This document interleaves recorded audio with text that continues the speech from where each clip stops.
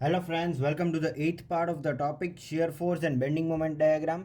और आज हम देखने वाले हैं point of contraflexure and its significance. मतलब पॉइंट ऑफ कॉन्ट्राफ्लेक्चर क्या है और उसका सिग्निफिकेंस यानी कि उसका इंपॉर्टेंस क्या है स्ट्रक्चर एनालिसिस में और स्ट्रक्चर डिज़ाइन में। How is it important? So quickly moving towards the content, the point in bending moment diagram at which bending moment changes its sign from negative to positive or from positive to negative is known as point of contraflexure. तो हमने already bending moment diagram क्या है और उसे कैसे draw करते हैं वो सीख लिया है। बेसिक्स बेंडिंग मोमेंट डायग्राम की वैल्यूज़ हम कैसे प्लॉट कर सकते हैं ऑन दी बेस लाइन। तो सपोज ये बेस लाइन है, this is our base line और ये हमारा बीम है, this is a over hanging beam. और दो सपोर्ट्स हमने प्रोवाइड किए हैं, सिंपल सपोर्ट्स। तो दिस बिकम्स द पॉइंट जहाँ पे हमने बेंडिंग मोमेंट फाइंड करनी है। तो एग्जैक्टली उसके नीचे बेस लाइन पे हम सभी पॉइंट्स डिटरमाइन करेंगे। ये एक पॉइंट यहाँ पे बेंडिंग मोमेंट सपोज ज़ीरो है। Right now we are not knowing how to calculate that, हमें कैलकुलेट कैसे करते हैं वो नहीं मालूम। पर सपोज हमारे पास यहाँ पे वैल्यू ज़ीरो है, यहाँ पे कुछ वैल्यू दी गई है मतलब नेगेटिव है because it is below the base line. This points are above the base line, ये बेस लाइन के ऊपर है। तो हमारा बेंडिंग मोमेंट डायग्राम कुछ इस तरह से बनेगा, ये वाला ऊपर से होकर के नीचे जाएगा। पहले बेस लाइन के ऊपर था, बाद में बेस लाइन के नीचे आ गया। तो यहाँ पे एक पॉइंट ऐसा है जो कि बेस लाइन पे है एग्जैक्टली, तो इसे बोलते हैं point of contraflexure, PC. The point in bending moment diagram at which bending moment changes its sign from negative to positive or from positive to negative। तो अभी क्या हुआ, positive to negative sign change हुई है हमारी, तो इसे हम बोलते हैं पॉइंट ऑफ कॉन्ट्राफ्लेक्चर। या फिर यह भी बोल सकते हैं the value of bending moment at point of contraflexure is zero.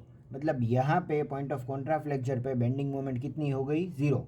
See here we don't need to get confused between shear force and bending moment, because ये सिर्फ बेंडिंग मोमेंट डायग्राम ही है जिसकी वैल्यू ज़ीरो जहाँ पे है उसी को point of contraflexure बोलते हैं। अगर शेयर फोर्स डायग्राम में ये ज़ीरो वैल्यू हमें मिलती है तो उसे पॉइंट ऑफ कॉन्ट्राफ्लेक्चर नहीं बोलते। So this becomes the definition of point of contraflexure. अब हम बात करते हैं significance of point of contraflexure. Why is this point important to identify, ये हमें क्यों फाइंड आउट करना है in this particular module for structure design structure analysis both. At the point of contraflexure beam can not resist any bending moment. तो ये point जो है वहाँ पे हमारी बीम जो है वो कोई बेंडिंग मोमेंट रेजिस्ट नहीं कर पाएगी, मतलब कोई लोड नहीं ले पाएगा। तो हमें यहाँ पे स्टील का प्रोपोर्शन ज़्यादा रखना है, परसेंटेज ऑफ स्टील यहाँ पे ज़्यादा रखना है। दिस क्रॉस सेक्शन, ये वाला जो क्रॉस सेक्शन है exactly above the point of contraflexure, इस पॉइंट पे हमें स्टील ज़्यादा प्रोवाइड करना है ताकि हमारा स्ट्रक्चर, हमारा बीम जो है वो फेल ना हो। इसीलिए स्ट्रक्चर का एनालिसिस करना ज़रूरी होता है। हम बिना स्ट्रक्चर एनालिसिस किए स्टील भी डाल सकते हैं पर वो इकोनॉमिकल नहीं बनेगा। इसके लिए हमें क्या है, क्योंकि हमें अगर पॉइंट ऑफ कॉन्ट्राफ्लेक्शन नहीं मालूम होगा तो पूरे बीम पे ज़्यादा स्टील डालना होगा, तो ये अनइकोनॉमिकल हो जाएगा। इससे बेहतर ये रहेगा कि पॉइंट ऑफ कॉन्ट्राफ्लेक्चर का लोकेशन आइडेंटिफाई करके वहीं पे स्टील ज़्यादा डालना है। On one side of point of contraflexure the curvature of beam is sagging and on the other side it is hogging। तो sagging और hogging अगर हम इसकी बात करें तो ये जो है वो शेप है, इस शेप को हम सैगिंग बोलते हैं और इस शेप को हम हॉगिंग बोलते हैं। सैगिंग और ये हो गया हॉगिंग।